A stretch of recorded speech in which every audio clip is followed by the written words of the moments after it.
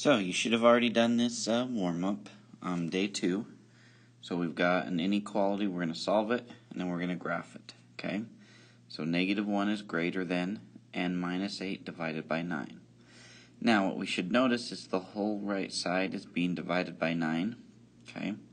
So if we're thinking about this, what's happening to n? First we're subtracting 8, then we're dividing by 9. When we solve, we do the opposite in reverse order, so we should times by 9. So times both sides by 9. 9 times -1 is -9 is greater than. Then because we're dividing and timesing by 9, they undo each other. So we're left with n minus 8. So then the next step is to add 8 to get n by itself. Add 8 to both sides. And -9 plus 8 takes us back to -1. So -1 is greater than n.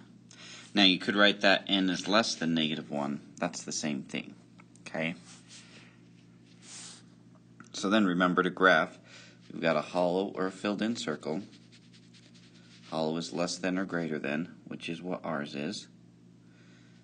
Filled in would be less than or equal to or greater than or equal to. Okay? So -1, I draw a hollow circle.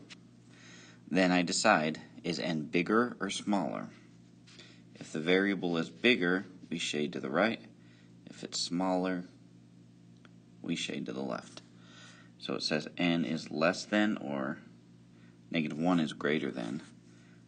Whichever way you write it though, n is smaller than -1, so we shade to the left. And remember that tells us that anything that's smaller than -1 fits into our answer. So all these numbers are possibilities here. Alright, there we go.